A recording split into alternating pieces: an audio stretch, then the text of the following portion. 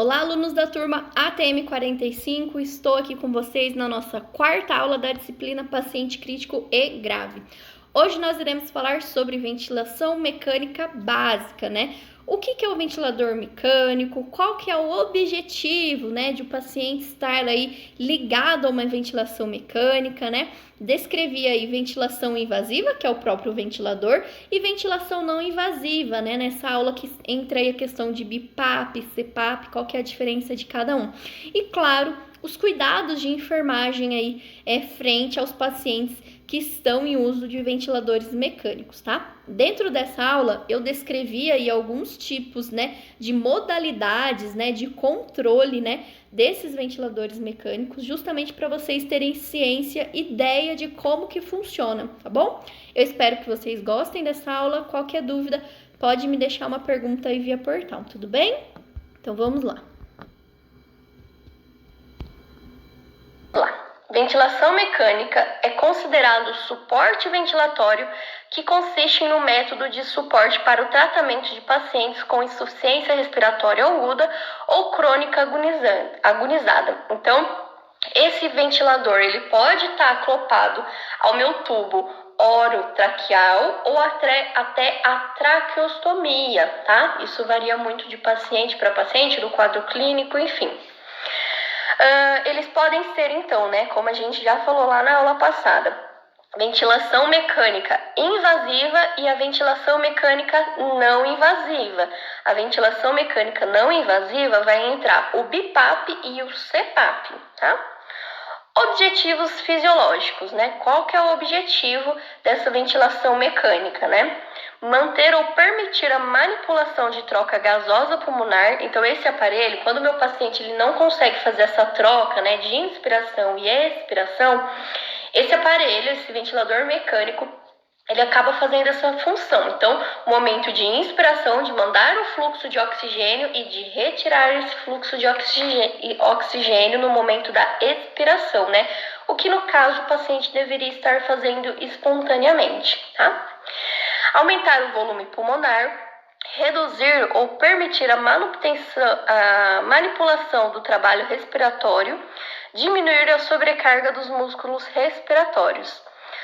Melhorar a ventilação é aquela que estabelece a proteção, ou seja, estabelecer níveis estratégicos que protejam o pulmão ao longo prazo, né? Que é uma estratégia protetora. Então, se meu paciente está fazendo grande esforço respiratório, ele não está conseguindo que os níveis de O2, né, ele permaneça no órgão do pulmão e faça o ciclo respiratório adequado. Então, o ar não está chegando, né? Então, ele está tendo esforço da musculatura pulmonar, né?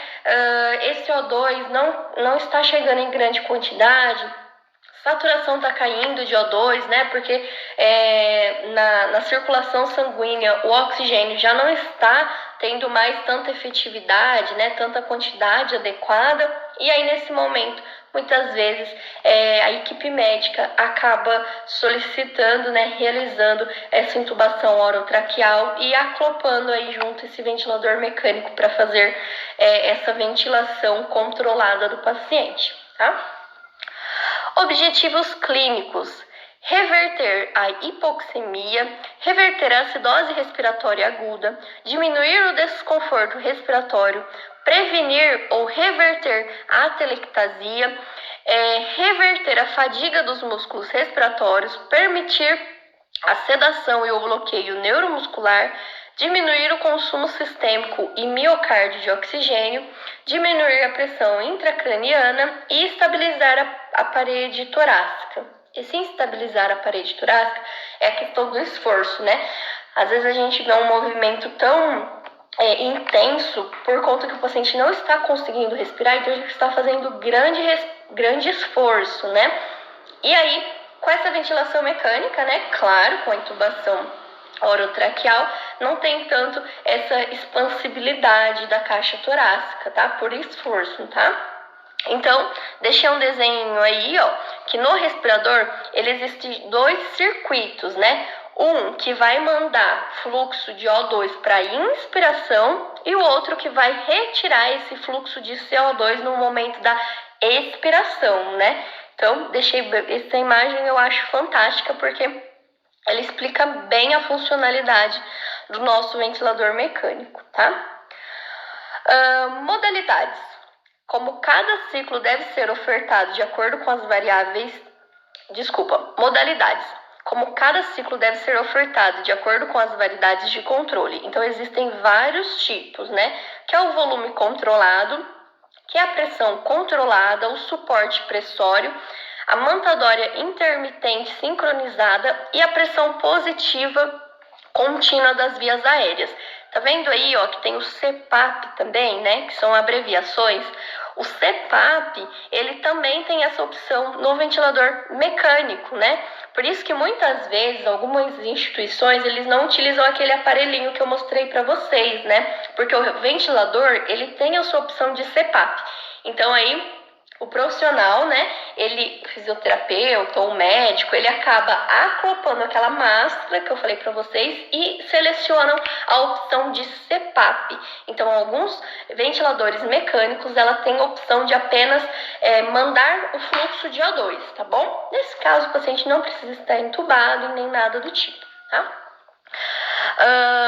Deixei aí as imagens de modo de controle, né, assistido, de CPAP, enfim, justamente para vocês verem o quanto que o respirador ele entra e o quanto que o paciente entra no momento da inspiração e da expiração, tá? Modos básicos de ventilação mecânica. Vocês precisam saber isso na ponta da língua? Não precisam, mas vocês precisam ter conhecimento, né? Justamente porque na hora que o respirador começar a apitar, muitas vezes é porque o paciente está brigando com o respirador, né? E aí é nesses momentos que é necessário ajustar os parâmetros do respirador. Então, vocês precisam ter conhecimento para que no momento não acabe se gerando estresse ali no ambiente de UTI, no ambiente de trabalho, tá? Quando a participação controlada, que não tem nenhuma participação do paciente. Então, esse tipo de modo básico, né, é só o respirador que atua, né? O paciente, ele não tem nenhum controle de inspiração ou expiração. É só o ventilador que faz tudo para o paciente em questão de respiratória, tá? Nessa modalidade, é recomendável o paciente estar sedado ou curarizado. Quanto à participação do paciente assisto ou controlada, nesse momento, né, o paciente ele começa a ter algum esforço respiratório, tá bom?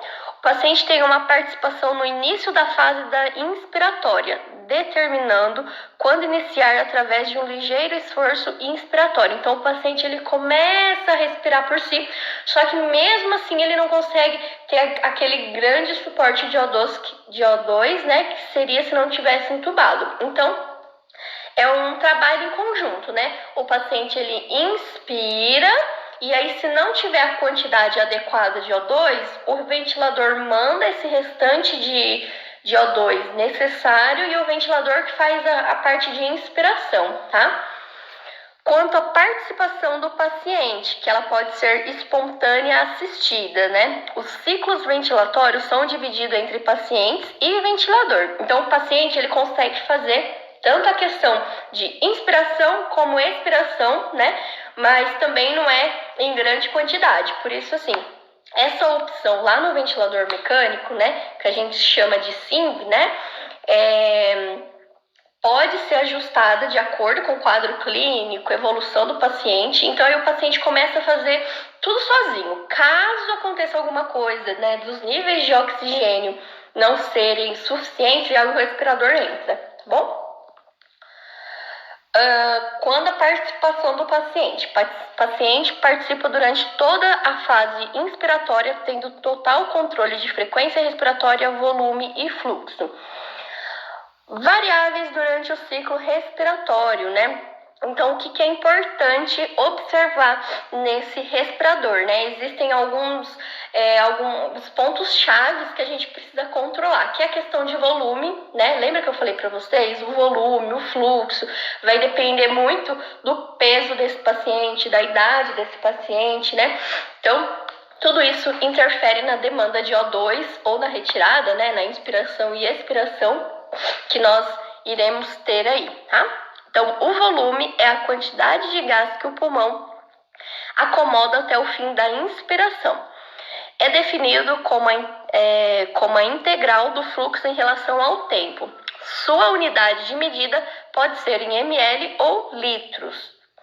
Fluxo é a velocidade de entrada de ar, podendo ser uma velocidade maior ou menor. Sua unidade de medida é litros por minuto. Pressão é a tensão que as moléculas de gás exercem dentro do pulmão. A unidade é medida em centímetros de O2, tá? Parâmetros ventilatórios, só para vocês terem um exemplo. Lembra que eu comentei que isso varia muito da questão de faixa etária e de peso, né? Então, existe um cálculo, né? Então, se o meu paciente lá pesa tantos, 60, 80 quilos, eu preciso fazer um cálculo para saber quais os parâmetros que eu vou colocar nesse respirador. Deixei um cálculo aí só para vocês terem ideia de como que funciona, né? Ó, um exemplo clássico, ó. A gente coloca lá o volume, né? O tempo volume, que é sugestivo, mais 0,91 vezes a altura desse paciente, né? Menos 152,4. Já para mulheres, ele diminui um pouquinho no volume e tempo, tá bom? Isso também varia nas questões de idade, né? Existem circuitos específicos para criança e existem circuitos específicos para adulto, tá bom? Parâmetros ventilatórios. Então, a frequência respiratória lá no monitor cardíaco, ela deve ser entre 12 e 16 movimentos por minuto, tá bom? Isso é o básico, mas é claro que varia de paciente para paciente de acordo com a demanda, né? E também questão de faixa etária e tudo mais. Reavaliar gasometria. Então, normalmente, pacientes que estão em UTI, a cada plantão é solicitado exame de gasometria justamente para ver os níveis de O2 e de CO2 na corrente sanguínea, tá? Volume minuto, que é o volume de tempo, mais a frequência, que é ajuste desse ventilador, desse volume minuto, né? Ele controla o PaCO2, né? Então, o quanto que essa pressão de CO2 está aí controlada, tá? O fluxo recomenda que ele seja de 40 a 60, mas existe muitos pacientes lá na UTI que estão com fluxo lá de 100, tá? Isso varia muito da patologia, do quadro clínico, da evolução desse quadro, tá? O tempo inspiratório, ele deve ser de 0,8 a 1,2. Lembrando que esses parâmetros é tudo isso que a gente já faz espontaneamente, né? Então, eu, que não tenho nenhuma comorbidade, questões respiratórias, né? Quando eu faço o movimento de inspiração, nesse momento de inspiração, eu levo 0,8, 0,10 segundos para inspirar. Então, o ventilador precisa proporcionar mais ou menos esse tempo de inspiração também, tá bom? Pausa inspiratória, né? Tem que ser de 0,3 a 0,5, né? Então, quando a gente faz o movimento de inspiração e expiração, tem essa pausa. Então, eu fiz... Pausei, inspirei, né? Relação inspiração-expiração. Também tem um ajuste aí, uma relação de que uma inspiração eu levo aí um tempo de 2, 3 para expirar, tá bom? O PEP, né? Normalmente esse PEP é uma pressão positiva dentro dos pulmões, né? Então, do mesmo jeito que o ventilador mecânico, ele fornece CO2 e retira CO2, ele não pode tirar toda a taxa de oxigênio que ele enviou. Por quê? Porque senão o pulmão vai fazer assim, ó, claft. Vai grudar as paredes do pulmão, tá? Ele precisa ficar com um pouquinho de O2 lá dentro, justamente para não aclopar a parede desse pulmão, né? Então, o PEP, ele precisa ter aí um volume de 3 a 5 centímetros de O2, né? Precisa ficar um pouquinho de O2 lá dentro, né? Não necessariamente tudo que o ventilador mandar, ele precisa retirar em forma de CO2, tá bom? Então, os efeitos do PEP, né? Evita o colapso alveolar, então como eu falei para vocês, as paredes não vão grudar, porque vai ficar um pouquinho de ar dentro dos alvéolos, né? Diminui o estifo pulmonar e hipoxemia, melhora a troca gasosa alveolar capilar, melhora a oferta de oxigênio para os tecidos, diminui a necessidade de ventilação com altas de FO2, redução de trabalho respiratório. Então, a pressão positiva expiratória, né, que é o significado do PEP, né, uma sigla em inglês, né, o ajuste ele tem que ser de 3 a 5. Tem que ficar um pouquinho de O2 lá nos alvéolos, tá bom? Pressão inspiratória programada no modo de pressão controlada, ajuste de pressão de acordo com o volume e tempo desejado. Pressão de pico, né, que é a pressão máxima atingida durante a fase inspiratória, e a pressão de platô, ao final da inspiração, quando o volume corrente predominado é atingido, a válvula do fluxo do ventilador fecha-se e o fluxo cai a zero. Então, isso varia muito de caso clínico para caso clínico. Então, às vezes o ventilador manda, aí ele tem aquela interrupção para ver se o paciente vai entrar ou não, né, para que seja espontânea desse paciente. Caso não aconteça, a taxa vai a zero, o respirador volta a fazer o que o paciente acabou não tendo condições, possibilidades, né? Resumidamente, né, o ciclo ventilatório se baseia em ciclagem, expiração, o disparo do O2, a inspiração, a reciclagem, a questão da troca de O2 por CO2, a expiração, então, é um ciclo respiratório em si, tá bom? Ciclos controlados, iniciados, controlados e finalizados pelo ventilador. Então, tem esses tipos de ciclos aí, né, que são os ciclos assistidos, que envolve muito a questão também de pressão, né, desse ventilador, tá?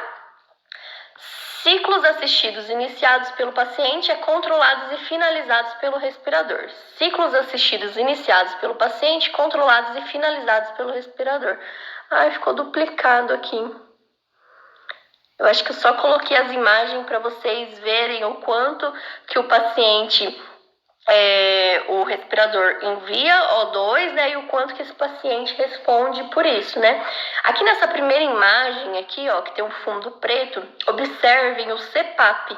Tá vendo que está uma linha contínua? Por que está contínua? Porque o respirador ele só manda O2, né? Diferente da controlada, que tá vendo que tem umas ondinhas aí, que o respirador manda e retira CO2. Manda e retira, tá bom? Assistência de enfermagem na ventilação mecânica invasiva. A equipe de enfermagem, ao prestar assistência ao paciente sobre ventilação mecânica, deve sempre ter presente que este é o elemento mais importante na situação assistencial e que todos os membros da equipe devem trabalhar de forma eficiente e integrada. A atuação da enfermagem na ventilação mecânica é intensa, extensa e complexa. Na tentativa de se propor um eixo norteador da prática de enfermagem da ventilação mecânica, é importante que a enfermagem saiba relacionar e executar os cuidados descritos. Então, os principais cuidados aí, né, pensando na equipe de enfermagem, são os seguintes. Vigilância constante, né? Se esse ventilador está apitando muito, eu preciso comunicar ou até mesmo reconhecer por que esse ventilador está apitando muito. É porque o paciente está brigando, né? Às vezes o ventilador está mandando muita taxa de O2 e esse paciente não precisa tanto disso, né? Então eu preciso reconhecer essa vigilância aí, tá? Controle de sinais vitais e monitorização cardiovascular, monitoração de trocas gasosas e padrão respiratório, observação dos sinais neurológicos, aspiração de secreções pulmonares, observação dos sinais de hiperinsuflação, né? Quando o paciente está expandindo muito a caixa torácica, né? Eu preciso observar isso. A questão de aspiração que eu comentei, pacientes que estão entubados, né? Volto a dizer, ficam com aquele biofilme, com aquela secreção, então é necessário aspirar esse paciente, tá bom? Higiene oral, troca de fixação do tubo, né? Não vou trocar o tubo, eu vou trocar a fixação. Normalmente existem fixadores próprios ou eles são por cardaços mesmo, tá? Controle da pressão do balonete, então o tubo, né? Assim como na sonda vesical de demora, enfim, ele possui um balonete no final. Então o paciente está lá entubadinho e do lado tem um balonete, né? É preciso observar se aquele balonete não está murcho, porque se ele estiver, pode ser que lá na traqueia do paciente, aquele tubo pode acabar sendo expelido porque ele está vazio, tá bom? Monitoração do balanço hidroeletrolítico e peso corporal, controle nutricional, umidificação e aquecimento de gás inalado, observação do circuito de ventilador, observação dos alertas do ventilador. Nós precisamos também ter ciência, né, do circuito, né, se tem sujidade, se está com água, às vezes as trocas gasosas, né, elas acabam nesse momento de troca se tornando líquidas, aí fica aquele líquido no circuito. Aquilo, né, por algum movimento indesejado do próprio profissional, aquela água pode ir para o paciente e esse paciente pode broncoaspirar, né? Pode ter uma parada cardiorrespiratória por uma broncoaspiração. Então, se existe água dentro desse circuito, nós precisamos retirar. Se está com sujidade, o circuito precisa ser trocado, tá bom? Outros cuidados aqui que eu deixei disponíveis aí para vocês. Níveis de saturação do paciente do bloqueio neuromuscular, observação de sincronismo entre o paciente e a máquina, orientação de exercício, preenchimento de formulário de controle, controle de infecção, desmame. O desmame ele funciona da seguinte forma: se o paciente está tendo bastante respiração espontânea, né? Então o ventilador já não está precisando entrar tanto, se inicia a questão de desmame. Aí vai diminuindo a sedação, vai regulando o ventilador mecânico, justamente para que o paciente faça mais, né, esse movimento, esse processo de inspiração e expiração do que o próprio ventilador. Então vai diminuindo os parâmetros, isso a gente chama de desmames, né? Na hora que o paciente ele já está conseguindo estabilizar a sua inspiração espontânea, aí é realizada a extubação, tá? Mas tem todo um processo. Esse desmame pode durar de 24 horas a 48 horas, ou dependendo de instituição e de paciente para paciente, tá? Os filtros higrostópicos ou hidrofóbicos devem ser trocados de 7 em 7 dias ou em caso de sujidade. Então, lá no meu ventilador mecânico, né, debaixo do meu monitor ou do lado, existem uns filtros, né, que ele que filtra esse ar, né, para que o ar não seja tão seco, né, que não vá para o paciente tão seco. Nas nossas narinas, seria esse filtro, né, é o nosso filtro biológico, né, fisiológico. Mas como o respirador mecânico ele não tem, né, esse tipo de filtro, então é um filtro mesmo acoplado, né, e aí ele que umidifica esse ar, tá bom? A fixação da cânula de forma adequada previne lesões, além da extubação acidental, e um treinamento adequado da equipe tem se demonstrado eficiente para a diminuição das extubações acidental. A pressão de cuff deve ser medida pelo menos a cada período, ou seja, 24 horas em pelo menos 4 medidas, né? Então, cada plantão, né, a gente tem que verificar esse cuff, né? Algumas instituições, elas já têm a gente chama de um mensurador de cuff, né? Que ele acoplado, ele vai te dizer a taxa, o quanto que esse cuff está insuflado ou não, tá? Durante o banho, o paciente poderá apresentar instabilidade hemodinâmica e ventilatório. E já que o paciente não estará monitorizado pela questão do banho no leito, manter pelo menos a monitorização de saturação periférica de O2 com oxímetro de pulso. Então, quando eu retiro todos os meus eletrodos, né, os monitores da questão para dar o banho no leito do meu paciente de UTI, eu preciso deixar pelo menos o meu oxímetro de dedo, de pulso, né? Por quê? Porque quando eu estou movimentando o meu paciente, né, pode ser que ele tenha uma instabilidade hemodinâmica, né, por conta dessa movimentação. Então, o ventilador às vezes começa a apitar, vou desligar o ventilador? Não, gente, vai deixar o ventilador funcionando adequadamente. Se meu paciente estiver com uma queda de saturação, né, uma frequência cardíaca lá no meu monitor pelo oxímetro alterada, eu preciso estabilizar um pouquinho o meu paciente e depois continuar o meu banho. Alguns pacientes, eles não conseguem, o profissional, né, não consegue fazer o mínimo, né? Então, tem que ser o mínimo do mínimo. Por isso que a gente tem que ter esse controle observando o monitor multiparâmetro, tá? As mudanças de decúbito, que são importantes a cada 2 horas para evitar as lesões por pressão, é o momento de mudança de se atentar à possível queda de saturação e instabilidade ventilatória. Então, além do banho, quando eu for realizar a minha troca de posicionamento do paciente, eu preciso também estar atento a essa queda de saturação, tá? O posicionamento elevado na cabeceira entre 30 e 45 graus também é importante para evitar broncoaspiração. Aspiração de vias aéreas de pacientes em ventilação mecânica tem como principal finalidade retirar as secreções do tubo respiratório, promover a permeabilidade das vias aéreas, prevenir e auxiliar no tratamento das infecções respiratórias, aumentar a eficácia respiratória. E aí, como material necessário que a enfermagem normalmente usa, ou o fisioterapeuta, é um par de luva de procedimento esterilizado, um pacote de gaze, né, a sonda de aspiração e uma seringa de 20 ml, se for o caso, tá?